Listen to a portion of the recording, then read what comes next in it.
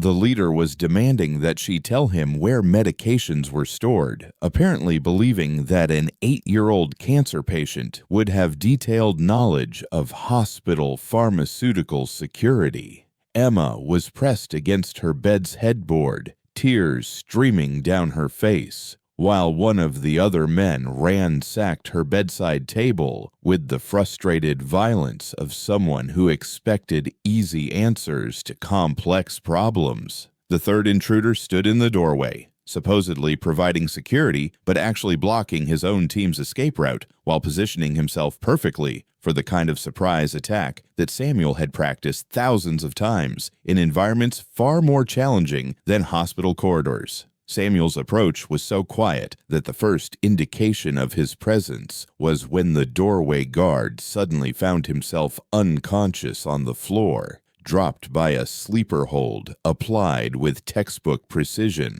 The mop handle, weighted with steel and balanced for impact weapons applications, neutralized the second intruder with a strike to the solar plexus that left him gasping for air but alive. The leader turned toward the disturbance just in time to see his pistol flying through the air, disarmed by someone who had moved faster than his nervous system could process. Samuel's follow-up strike targeted nerve clusters that would incapacitate without causing permanent damage, dropping the third man to the floor in a state of conscious but complete muscular paralysis. The entire encounter lasted less than 30 seconds. Emma Rodriguez stared at Mr. Sam, her quiet, gentle night angel, with the wide-eyed amazement of someone who had just witnessed magic. The man standing in her doorway bore little resemblance to the janitor who told her bedtime stories. His posture was different. His movements carried deadly efficiency, and his eyes held the kind of focused intensity that belonged to someone accustomed to life and death situations. "Mr. Sam," she whispered. Samuel's expression immediately softened, the tactical operator disappearing behind the gentle caregiver she recognized. "It's okay, sweetheart. You're safe now. These men can't hurt anyone." He moved to her bedside, checking for injuries while maintaining visual contact with the 3 incapacitated intruders. "Are you hurt? Did they touch you?" Emma shook her head, still processing what she had witnessed. "Mr. Sam, how did you do that? You moved like a superhero." Samuel smiled, the same warm, genuine expression she'd seen hundreds of times during their late-night conversations. "Sometimes people have skills they don't talk about. The important thing is that you're okay." "Are they dead?" Emma asked, looking at the 3 men who lay motionless on her room's floor. "No, honey, they're just taking a nap. They'll wake up when the police arrive, but they won't be able to hurt anyone ever again." Samuel heard footsteps in the corridor and positioned himself protectively between Emma and the doorway. But the arrivals were Jennifer Park and Dr. Williams, responding to reports of the incident. Both women stopped in Emma's doorway, staring at the scene with expressions that shifted from concern to amazement to confusion. "Sam," Dr. Williams said carefully, "what happened here?" Samuel looked at the 3 unconscious men, then at Emma, then at the medical professionals who had become his colleagues and friends over 12 years of night shifts. These men broke into the hospital intending to steal drugs. They threatened Emma. I intervened. Jennifer knelt beside the leader, checking his pulse and breathing with the automatic efficiency of someone trained to assess medical emergencies. "He's unconscious but stable. They all are." She looked up at Samuel with new understanding. "Sam, this is professional-level restraint. Where did you learn to do this?" Before Samuel could answer, the sound of approaching sirens filled the air. Police response had arrived faster than anticipated, probably because a children's hospital emergency received priority dispatch. Within minutes, the building would be flooded with law enforcement personnel, emergency medical teams, and investigators who would want detailed explanations for how a hospital janitor had single-handedly neutralized 3 armed intruders without anyone getting seriously injured. Samuel realized that his 12 years of invisibility were about to end. The quiet life he'd built as a night shift caregiver would be replaced by questions he couldn't answer without revealing the classified military background he'd worked so hard to bury. But looking at Emma's trusting face, seeing the relief in Dr. Williams' eyes, understanding that 23 children would go home healthy because he'd been willing to use skills he'd hoped never to need again, Samuel knew the sacrifice was worth it. Some secrets were meant to be kept until the moment they became less important than the people they protected. The Riverside Police Department's response to the Memorial Children's Hospital incident was swift, professional, and thoroughly confused by what they found. Detective Maria Santos, the lead investigator, arrived expecting to process a standard breaking and entering case, and instead discovered what appeared to be the aftermath of a precision military operation conducted by someone wearing a hospital janitor's uniform. 3 suspects were in custody, all conscious but subdued, sporting injuries that spoke to someone with intimate knowledge of human anatomy and non-lethal restraint techniques. No weapons were fired, no civilians were harmed, and no property was significantly damaged. The intruders had been neutralized so efficiently that most of the hospital's staff weren't even aware an incident had occurred until police cars began arriving in the parking lot. Samuel sat in the hospital's administrative conference room, still wearing his navy blue housekeeping uniform, answering questions with the kind of calm precision that made Detective Santos increasingly certain she was interviewing someone with a background that extended far beyond mopping floors and emptying trash cans. "Mr. Rodriguez," she said, reviewing her notes, "you stated that you noticed the intruders when you heard the stairwell alarm, but hospital security confirms that all alarms were disabled before the break-in occurred." Samuel nodded. "I heard the sound of the door being forced open. The absence of the alarm told me something was wrong. And your response was to immediately implement lockdown procedures and personally confront 3 armed men. My response was to protect the children under my care." Detective Santos looked at the incident report filed by Nurse Jennifer Park, noting details that painted a picture of tactical awareness and combat efficiency that belonged in military after-action reports rather than civilian security incidents. "Mr. Rodriguez, the restraint techniques you used on these suspects, where did you learn them?" Samuel met her gaze directly. "Detective, I served 8 years in the United States Marine Corps. Some training stays with you.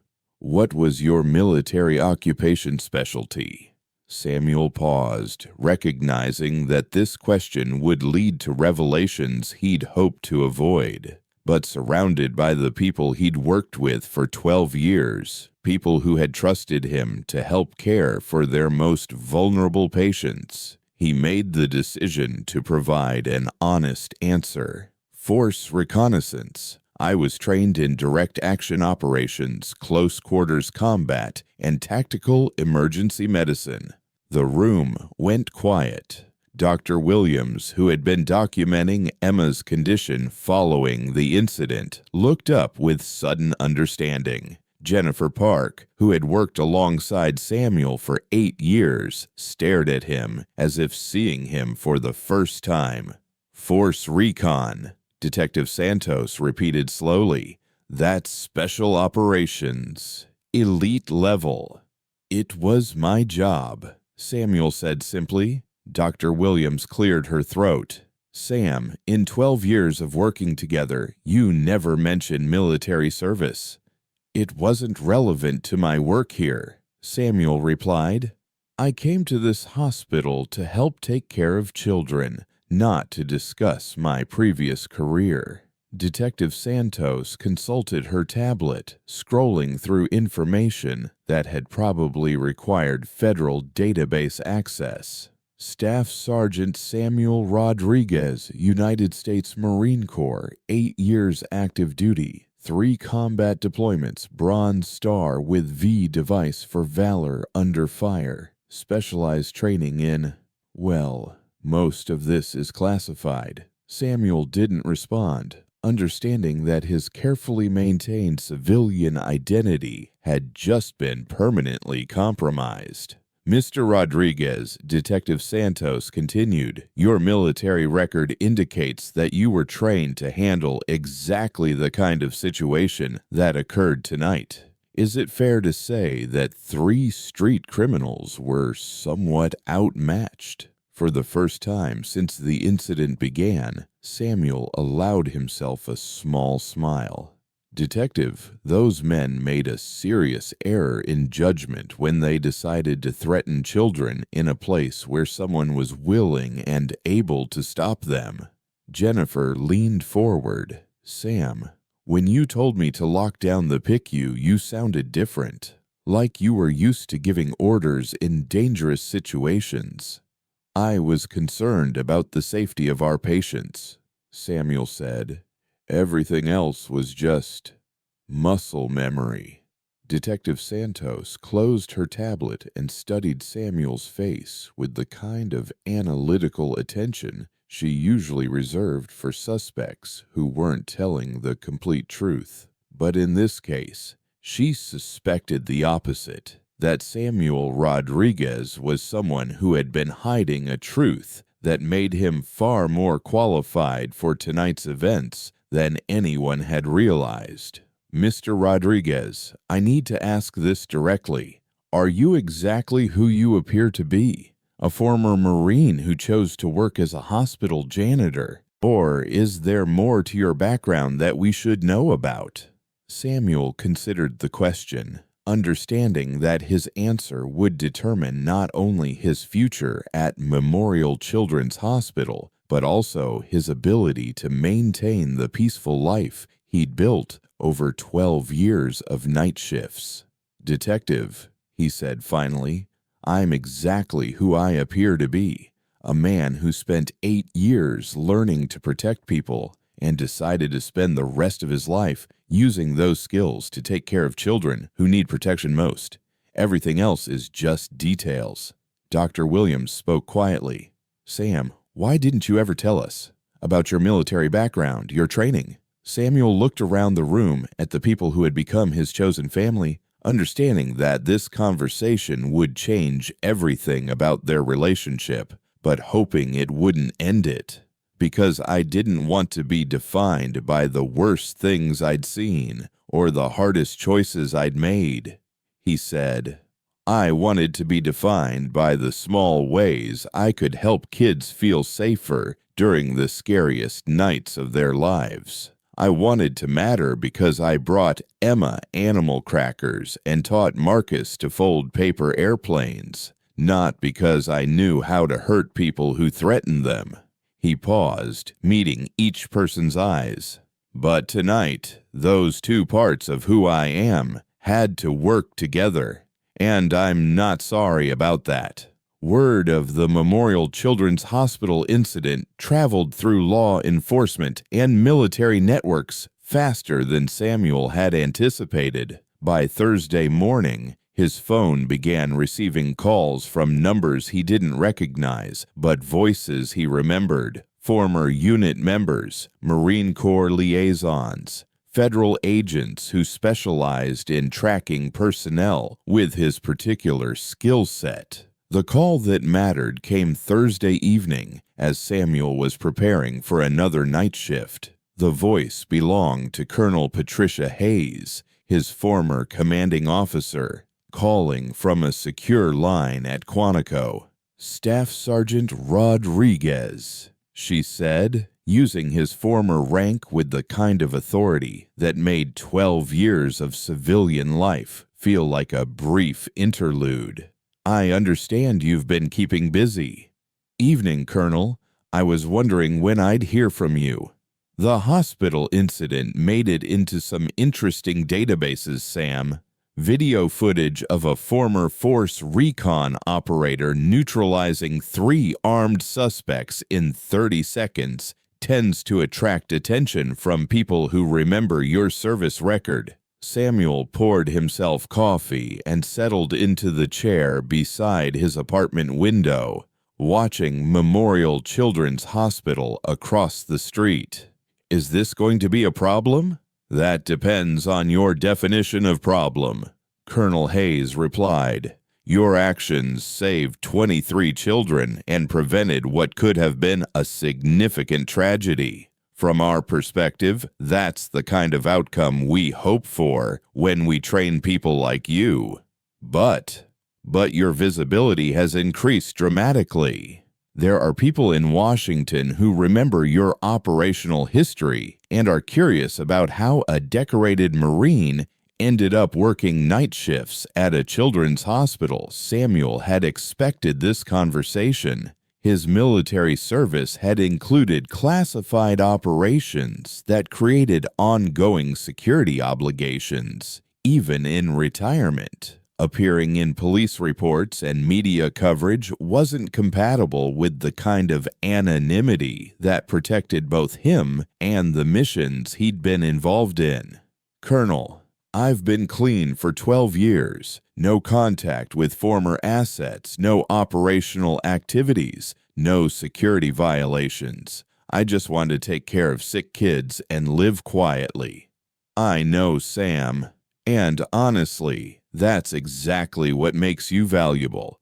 There aren't many people with your background who have successfully transitioned to civilian life while maintaining operational readiness. It's an unusual combination." Samuel recognized the tone of voice that preceded offers he probably didn't want to hear. "What are you asking me to do?"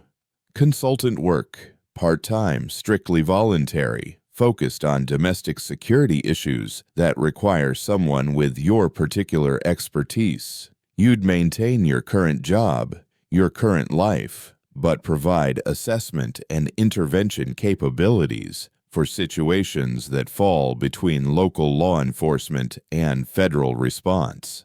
Like what happened Tuesday night." "Exactly like what happened Tuesday night.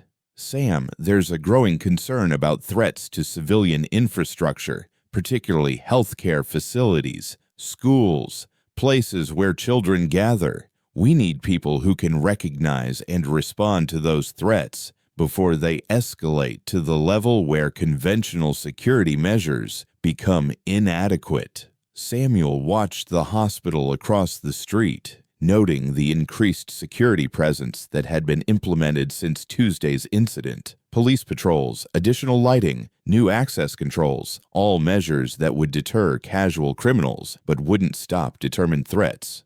"Would this interfere with my work here?" "It would enhance it," Colonel Hayes said.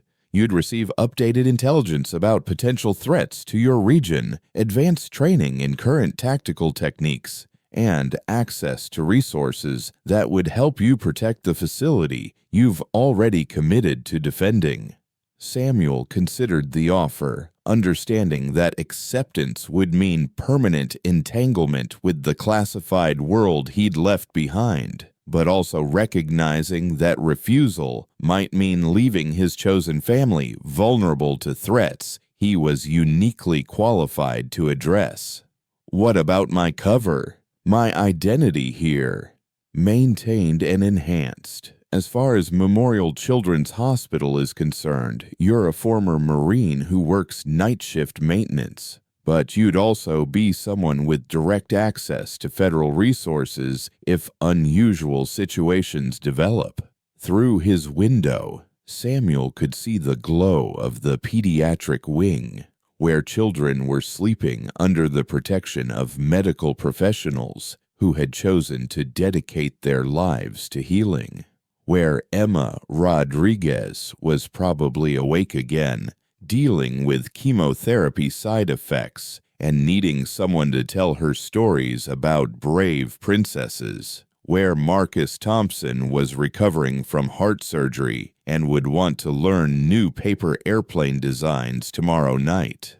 Colonel, if I agree to this, what happens to the people who matter to me? The kids, the staff, the families I've become part of.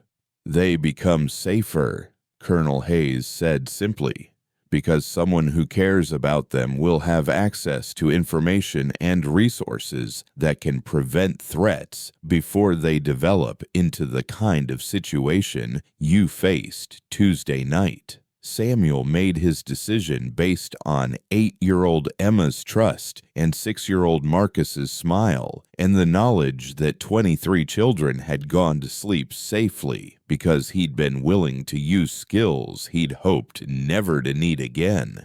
What do you need me to do?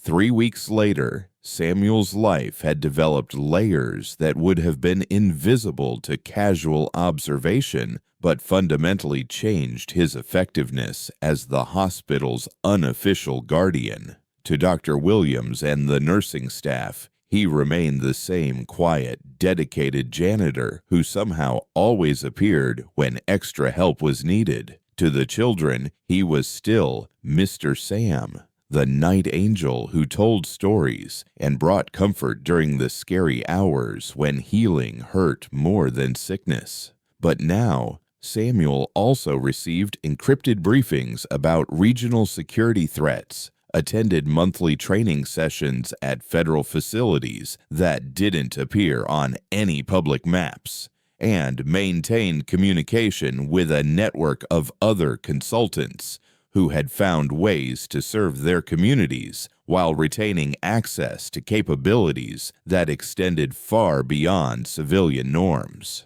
The work was exactly what Colonel Hayes had promised: assessment and prevention rather than direct action, protection rather than elimination. Samuel's job was to identify potential threats to his facility and community before they materialized into situations requiring violent resolution. His first assignment came on a Thursday evening when federal intelligence identified chatter about a planned attack on soft targets that would generate maximum media coverage. Hospitals, schools, and shopping centers were specifically mentioned as potential objectives. Samuel received the briefing via secure tablet while mopping floors in the PICU corridor. The information was fragmentary, coded communications between individuals with histories of domestic terrorism, references to pharmaceutical theft as funding for larger operations, and geographic indicators that placed Memorial Children's Hospital within the potential target area. Any unusual activity lately? Samuel asked Jennifer during his routine check-in at the nurse's station. Define unusual, Jennifer replied.